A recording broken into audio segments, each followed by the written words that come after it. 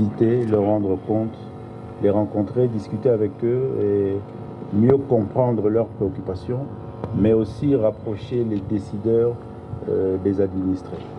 Donc c'est aussi dans ce sens-là que le président de la République initie depuis un certain temps un certain nombre de missions d'itinérance dans les provinces. Il l'a fait dernièrement dans la province de la Chopo, où il a même eu l'occasion de tenir un conseil des ministres. Et au cours de ce conseil des ministres, il a fait savoir au gouvernement qu'il allait faire un effort pour tenir le plus régulièrement possible, si pas au moins une fois par mois, un conseil des ministres dans une de nos provinces, pour permettre à ce que les différents ministères sectoriels se rapprochent des entités décentralisées, des provinces, des villes, des territoires, pour connaître leur réalité et arriver plus facilement et plus rapidement à résoudre ou à prendre en charge les différentes difficultés.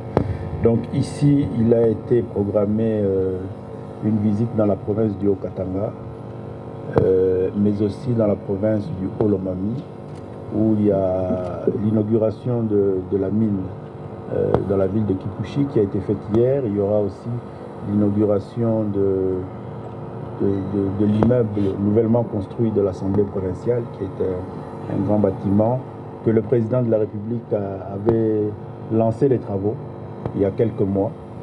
Et il en a profité pour tenir un conseil de sécurité provinciale qui s'est tenu hier dimanche dans la soirée, et une série d'audiences qui lui permet non seulement de se rapprocher de ses concitoyens, de les écouter, d'échanger avec eux, de comprendre, de mieux réaliser leurs différentes difficultés pour y trouver des réponses.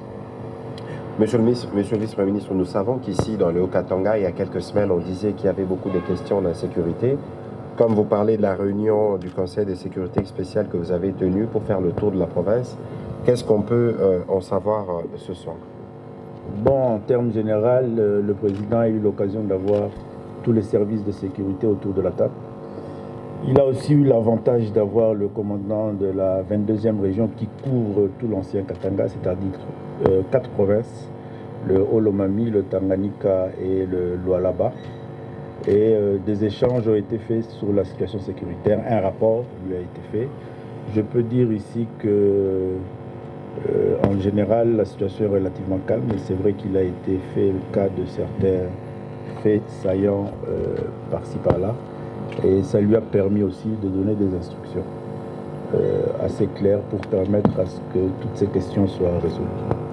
Voilà, monsieur le vice-ministre, avant peut-être que nous devons vous libérer, parce que le président de la République a encore des audiences en ce moment et vous devez l'assister. Mais au dernier Conseil de ministres, vous avez parlé de la situation de l'Est de la République démocratique du Congo, particulièrement la nomination par les Rwandais de certains administrateurs de territoire dans les partis occupés. Vous avez parlé d'une expression que l'opinion voudrait mieux comprendre, épuration ethnique. Peut-on savoir pourquoi vous en avez parlé et qu'est-ce qui motive justement aujourd'hui que vous puissiez parler de cette situation? Oui, c'est une situation, une politique mise en place par les ennemis de la République démocratique du Congo, principalement le Rwanda, qui est en train de se concrétiser. Et c'est vrai que ce sont des faits assez graves où il nous faut, pour en parler, pouvoir réunir un certain nombre d'éléments. Et au fur et à mesure, nous sommes en train de les réunir et de les consacrer. Il faut arriver à réaliser qu'au début de cette aventure du M23 supplétif du Rwanda, il a été remarqué un déplacement massif des populations qui ont été expulsées par la violence de leurs maisons, de leurs villages, de leurs cités, de leurs territoires.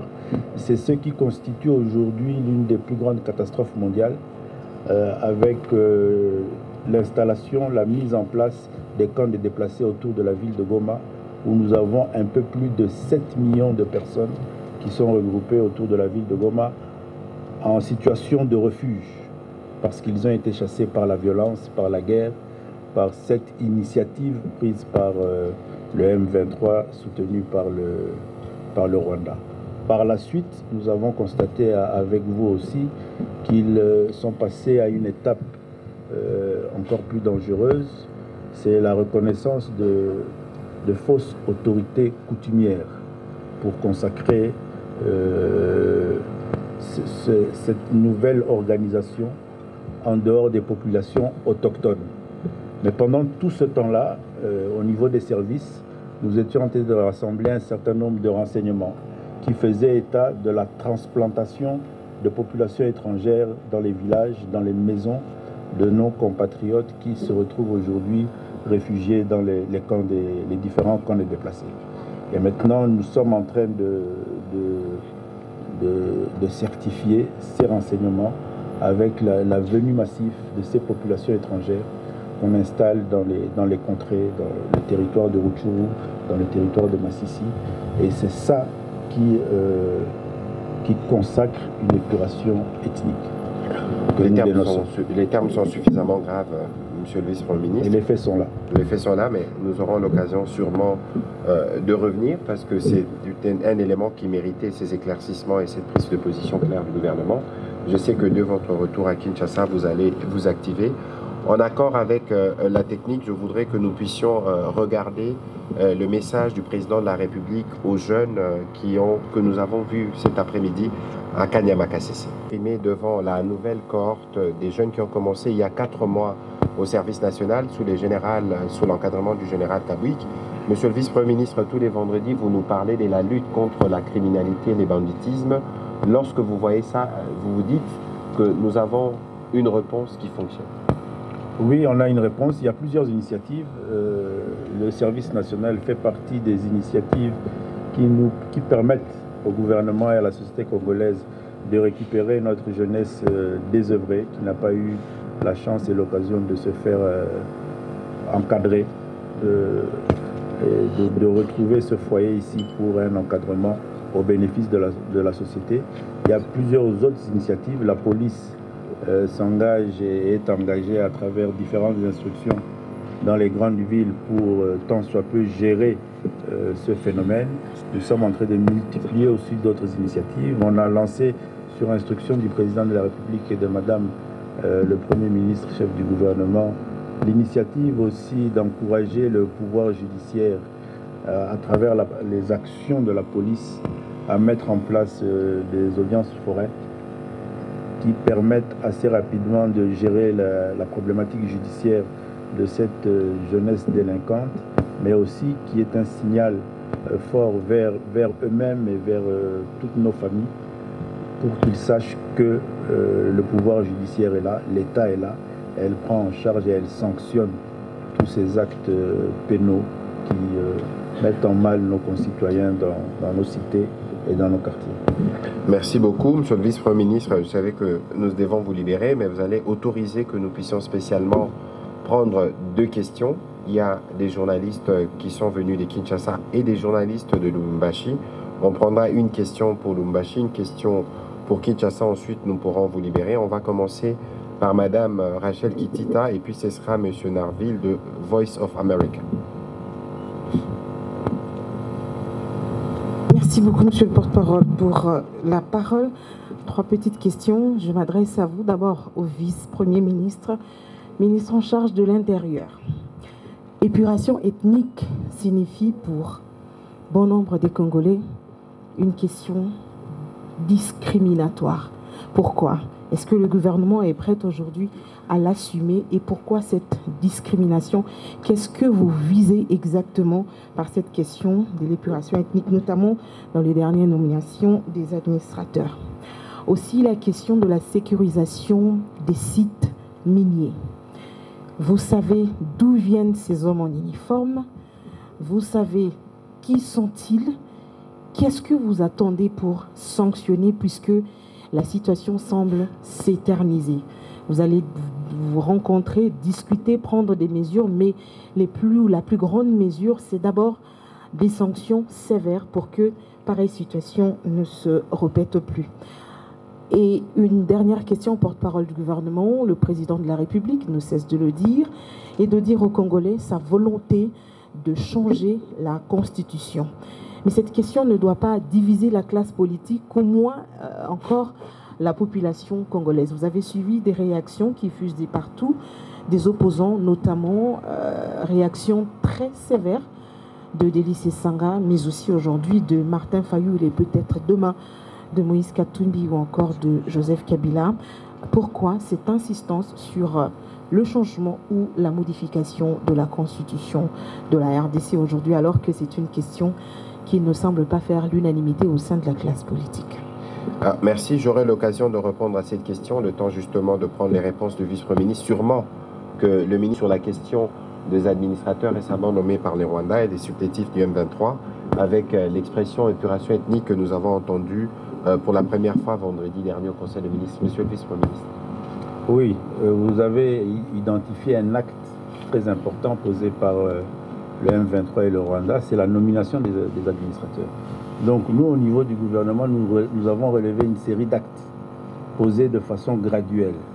Et la première, elle a été le fait d'avoir chassé toutes les populations, et vidé des villages, des cités, de toute leur population. Maintenant, il ne faut pas nous poser la question au gouvernement de savoir qu'est-ce qu'elle vise. Le gouvernement est là pour défendre les intérêts de ces populations.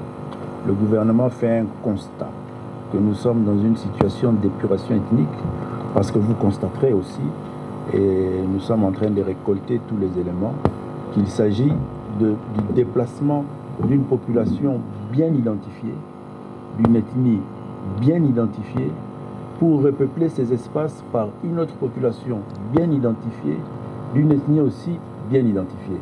Donc nous, au niveau du gouvernement, nous faisons notre travail de rassembler tous ces faits et de les mettre à la connaissance de l'opinion publique.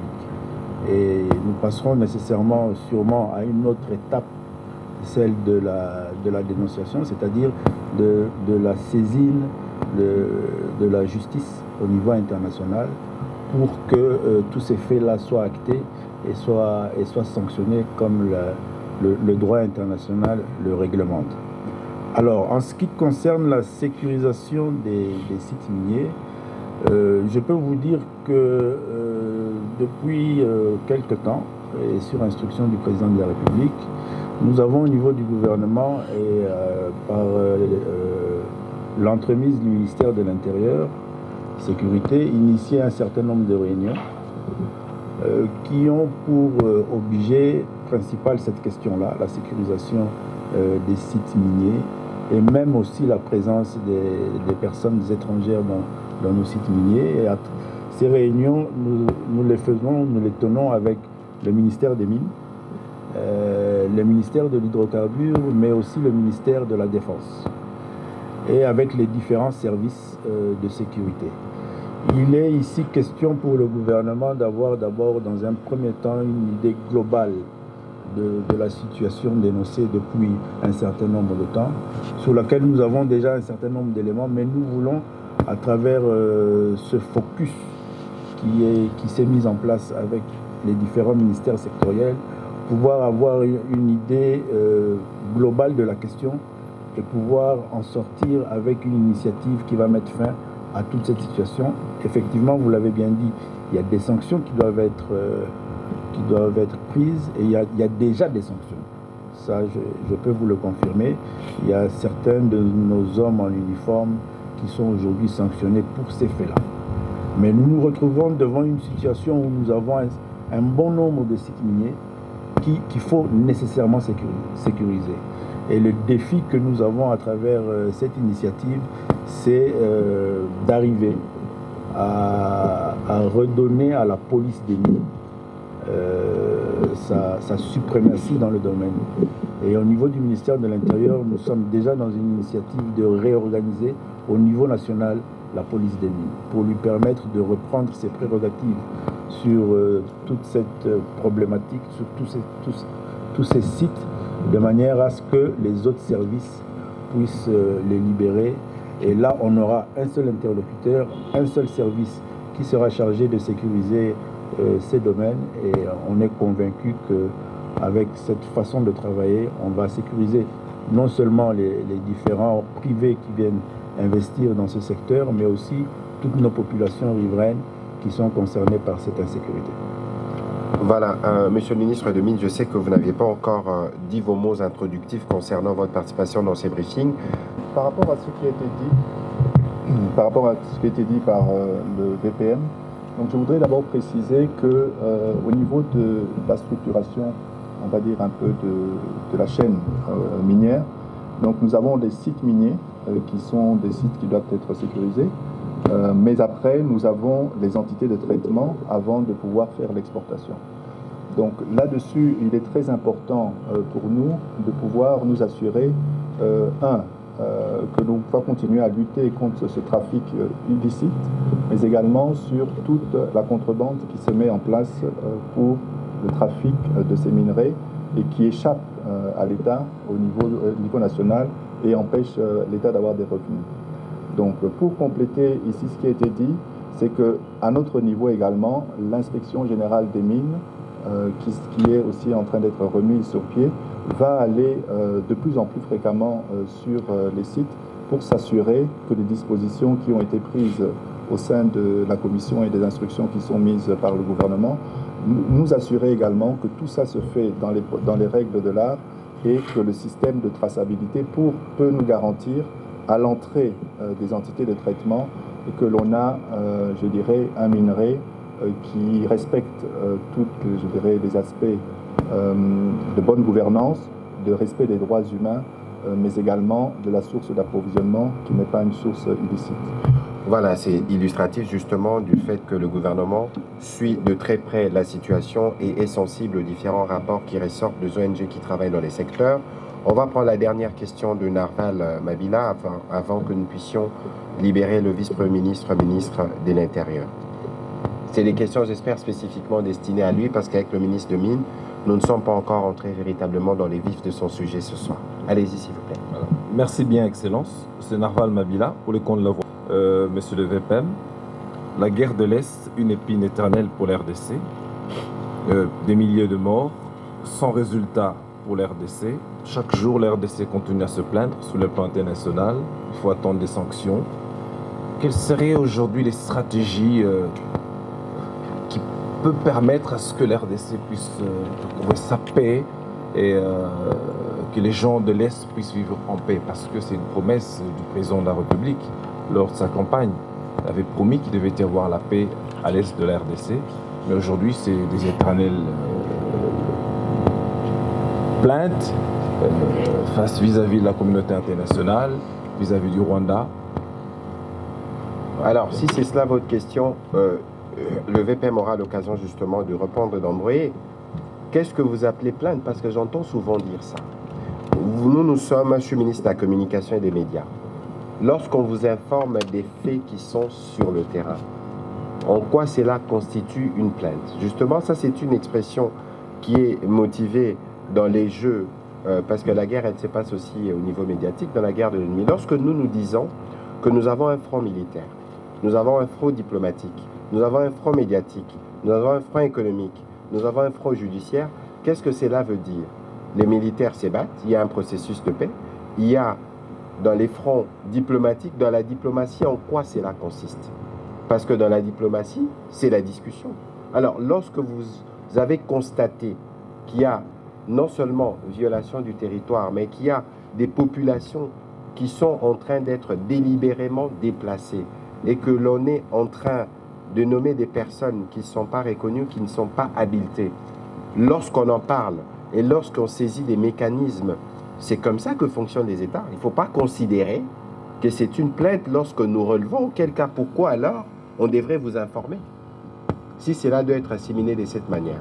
De toute façon, il y a une stratégie claire. Le VPM pourra en dire davantage, mais je souhaiterais que dans la présentation de faits, que nous fassions tous attention. Parce que la situation de l'Est est une situation complexe qui dure 30 ans et pour laquelle nous voulons tous apporter la solution. Et dans cette solution, chaque Congolais, en dehors de nous-mêmes comme gouvernement, ont aussi l'obligation d'y contribuer. C'est pour ça que nous faisons de campagne, notamment Bendele Koyaté ou Défendons la Patrie, parce que c'est une guerre qui est imposée à nous tous en même temps. Monsieur le vice-premier ministre? Voilà, donc bon, je ne crois pas que je suis venu ici me plaindre, loin de là. Je suis venu participer à un exercice de communication, et parce que j'ai la presse devant moi. Et je crois et j'espère que j'ai une presse nationale, une presse congolaise, je ne sais pas s'il y a la presse étrangère ici, Mais même si vous êtes des VOA, j'ai cru par votre nom comprendre que vous êtes Congolais. Il faut arriver... Congolais de père et de mère. Voilà. Il faudrait arriver à ce que nous tous Congolais, quel que soit le bord duquel nous sommes, politique, idéologique, régional, culturel, il faut arriver à ce que nous puissions tous comprendre que nous sommes un pays en guerre. Alors, dans un pays en guerre, on doit tous avoir une seule attitude face à cette guerre-là, d'agression, qui est une guerre d'agression qui est venue de l'extérieur. On doit avoir tous la même attitude. On ne se plaint pas, on informe. D'ailleurs, souvent, on critique le gouvernement parce qu'on dit qu'il n'informe pas suffisamment. Voilà qu'aujourd'hui, on vous informe d'une situation extrêmement grave. On nous dit qu'on se plaint. On ne se plaint pas. On a cette responsabilité d'informer la nation. Et je crois que vous, la presse, surtout la presse nationale, vous avez la responsabilité aussi patriotique de porter ces informations. Parce que c'est des situations extrêmement graves qui concernent la nation congolaise dans son intégrité et son indépendance. Donc, nous, on vous informe. Maintenant, sur le plan, en ce qui concerne la guerre, comme il a été dit, il y a un front diplomatique, qui est un front extrêmement important sur lequel la République démocratique du Congo est engagée au niveau international, à Luanda. Et notre armée, nous sommes en train de la réorganiser. Et dans tout cela, il faut aussi arriver à considérer que cette guerre qui a connu plusieurs étapes depuis plus de 30 ans, aujourd'hui, cette fois-ci, pour cet épisode, la République démocratique du Congo résiste comme elle n'a jamais résisté. Et je crois que cela aussi, il faut que vous, les communicateurs, vous qui portez la communication dans l'espace national, vous puissiez aussi arriver à le faire savoir et dans une certaine dignité. Parce que cette guerre nous concerne nous tous. Je suivais il y a quelques minutes ici une émission où on nous faisait part de l'action de l'AFDEL qui a fait disparaître notre Institut de géographie nationale. Quand je dis disparaître, c'est-à-dire qu'il n'y a plus rien à l'intérieur, il n'y a plus d'archives. C'est des actes d'une guerre qui date de plus de 30 ans, dont les conséquences graves, non seulement nous sommes en train de les subir aujourd'hui, mais nos enfants, si nous gardons cette attitude-là, nos enfants les subiront davantage que nous-mêmes. Donc je crois qu'il est important que nous tous, nous puissions arriver à considérer et à intégrer, même si nous sommes aujourd'hui ici à Lubumbashi, il n'y a pas de coup de feu, nous sommes en paix, mais la nation congolaise est une nation en guerre, qui a dans cette guerre opté pour différents fronts. Il y a un front militaire, il y a un front diplomatique, il y a le front médiatique que nous sommes en train de mener avec vous ici, et ce front médiatique, il faudrait que nous tous nous puissions le porter. Parce que c'est une question qui nous concerne nous tous, gouvernement, société civile et même opposition. Et c'est des fois quelque chose qui semble nous manquer, et je me permets, en répondant à votre question, de nous le rappeler à nous tous. Merci. Voilà, Monsieur le Vice-Premier ministre, je crois que nous allons vous remercier aussi. On ne va pas vous retenir longtemps parce que vous devez encore, aux côtés du Président de la République, poursuivre les audiences avec le Force Vive. Et demain, nous serons tous à l'inauguration du bâtiment, du nouveau bâtiment de l'Assemblée provinciale de la province du Haut-Katanga, qui est une concrétisation de la vision, évidemment, du Président de la République. Merci beaucoup, Monsieur le Vice-Premier ministre. Merci à vous. Monsieur le ministre Adomine, je vais me tourner de votre côté parce que le président de la République, parmi les éléments qui l'ont amené ici dans le Haut-Katanga, c'était la mine de Kiko qui reprenait vie, une mine qui existe depuis 100 ans et qui a été fermée depuis à peu près 31 ans et qui a été réouverte grâce à la vision du président de la République, et vous avez la charge du ministère de Mines. Qu'est-ce que cela représente à la suite? On a suivi notamment STL, une filiale d'Agekamine. Mais qu'est-ce que cela représente, tous ces faits qui sont portés par les présidents de la République pour les secteurs miniers congolais, mais aussi pour les populations de cette partie du pays? Merci. D'abord, je voudrais préciser que, selon la vision du chef de l'État, le secteur des ressources naturelles doit profiter aux Congolais qui sont les propriétaires et qui devraient en être les bénéficiaires. Et ce secteur doit permettre le développement de notre pays, son développement économique, mais également assurer le bien-être socio-économique de nos populations. L'usine de Kiko, donc c'est une usine de zinc qui a été inaugurée, comme vous l'avez dit, 33 ans après leur fermeture. Cela démontre quoi? Cela démontre que sous la vision éclairée du chef de l'État, nous avons ici plusieurs choses qui peuvent être mises en avant. Un, cela, comme s'est engagé le chef de l'État, offre une opportunité de création d'emplois pour les populations de la cité minière de Kipushi. C'est déjà un premier point sur lequel on peut avancer. Un deuxième point, cela démontre aussi de l'amélioration du climat des affaires et du climat juridique qui favorise à ce qu'un investissement de presque $1 milliard puisse se faire en République démocratique du Congo sur une usine de zinc en partenariat avec, je dirais, la Gécamine. Et dans ce modèle-ci, ce qui est très intéressant, c'est que nous avons apporté une nouvelle forme de partenariat.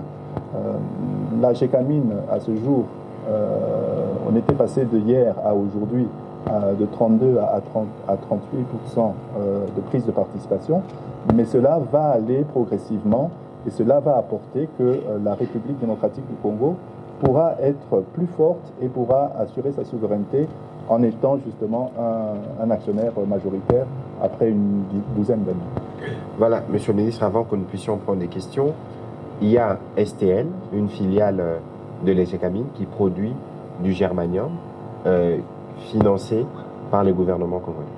Qu'est-ce que vous pouvez dire à ces sujets-là? Voilà. Avant d'aborder ce point, ce que je voudrais préciser, c'est en fait quelle est la politique de notre ministère.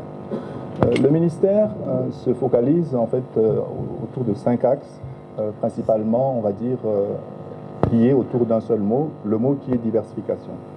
Le premier mot diversification, c'est pour expliquer que nous sommes, avec cet exemple également de Ivanoé, nous sommes à la recherche de la diversification de nos partenaires au niveau international. Cette diversification se fait, je dirais, avec différents pays, mais également sud-sud, en des partenariats avec, je dirais, les régions sud, mais également congolaises, soit nationales, soit publiques, soit avec des individus. L'autre aspect de la diversification est la diversification sur les minerais que l'on traite. Vous avez parlé du germanium. Aujourd'hui, on a le zinc et demain, nous aurons le lithium et d'autres types de matériaux. Donc là-dessus, nous avons en termes de minerais déjà une diversification des types de minerais que nous allons produire. Enfin, encore une autre diversification, c'est la diversification autour des provinces minières. Aujourd'hui, les activités minières sont concentrées principalement sur l'Est, le Sud et une partie du Centre. Mais vous êtes sans savoir que la République démocratique du Congo regorge d'énormes richesses. Et ces richesses, on les retrouve dans toutes les provinces de notre pays. Enfin, une autre partie de la diversification que nous dirons, c'est la diversification en stabilisation du secteur minier.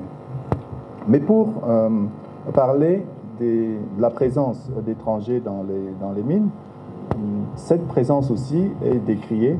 Le vice-premier ministre, ministre de l'Intérieur, a rappelé que nous sommes dans une commission avec le ministère de l'Intérieur, avec le ministère de la Défense, hydrocarbures et mines, pour justement pouvoir apporter des solutions à cela. Mais qu'à cela ne tienne, nous n'avons pas attendu simplement de constater. Lors de la mission qui a été diligentée, plusieurs faits ont été relevés et ces faits seront sanctionnés comme cela est prévu par les textes et lois de notre pays. Aller plus loin, qu'est-ce qui va se faire après? Vous avez donc déjà le germanium qui a été mis en production. Le zinc, cette fois-ci, qui est également mis en production. Nous avons, au niveau de la République démocratique du Congo, sur justement toute la partie Est, qui est une partie où il y a beaucoup d'or, principalement, et aussi on va dire, coltan, cassitérite, mais on va parler ici de l'or. Nous avons une entreprise qui s'appelle Primera Gold, qui a été rebaptisée d'ailleurs TRC Gold. Cette entreprise, pourquoi on l'a rebaptisée? Parce qu'en fait, on était en partenariat avec des Émiratis Et dans le cas d'espèce, la République démocratique du Congo, au travers de la GECAMINE et du Fonds minier pour les générations futures, la République a repris encore une fois sa souveraineté et nous allons déployer sur toute la ceinture aurifère de l'Est, nous allons déployer cette entreprise pour pouvoir capter l'ensemble de l'or qui partait à l'Est. Et vous allez vous en souvenir que cette entreprise, à l'époque, quand elle s'appelait Primera Gold, les statistiques d'exportation d'or pour la République démocratique du Congo étaient de 25 kilos. Après une année d'activité, leurs statistiques sont montées jusqu'à 5 tonnes. Absolument. Voilà un exemple où, lorsque l'on fait les choses, on fait bien les choses, eh bien, économiquement, ça a été rappelé ici, que nous menons aussi notre guerre et notre riposte sur le front économique. Et donc, sur ces aspects économiques, nous allons continuer et poursuivre nos activités pour mettre, je dirais, avoir un front pour priver, je dirais, les voisins de l'Est de leurs ressources de leurs ressources en argent, qui leur permet aux groupes armés d'avoir de l'argent pour acheter des armes. Monsieur le ministre, justement, avant qu'on prenne la question suivante, sur ces sujets, il y a beaucoup qui disent, on connaît bien le diamant du sang, le minerai du sang, on en parle. Est-ce qu'aujourd'hui, dans les différents processus de certification ou dans les différentes stratégies que vous êtes en train de mettre en place, parce que nous savons que le Rwanda exporte notamment de produits comme les 3T, exporte, nous savons que ça vient d'ici. Est-ce que vos services sont en mesure de le tracer, d'identifier les circuits de passage et d'être en mesure d'y mettre un terme? Voilà, il y a là-dessus ces activités, on va dire, d'exportation et d'exportation et même de mouvement dans la région ici, se traitent en premier lieu au niveau de la conférence internationale des Grands Lacs, la CIRGL.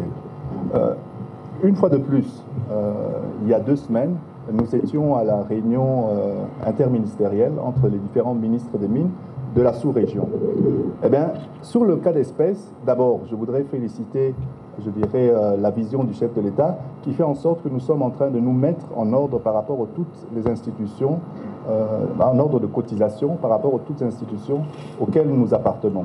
Et pour le cas d'espèce, nous avions plus de 6 années, je dirais, d'arriérés, et cela a été réglé avant d'arriver à cette réunion.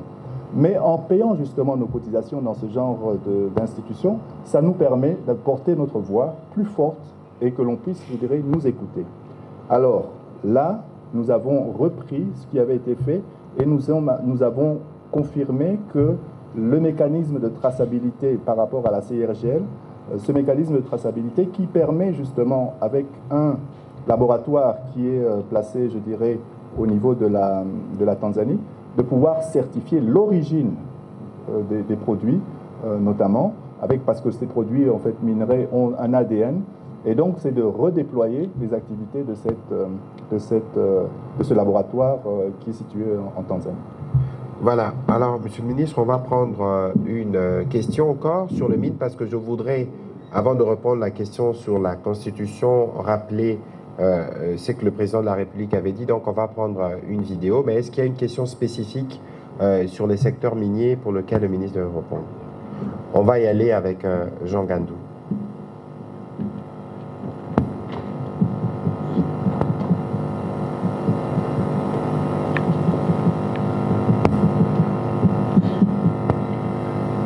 Merci beaucoup pour la parole. C'est Jean Gandou de Radio Okapi.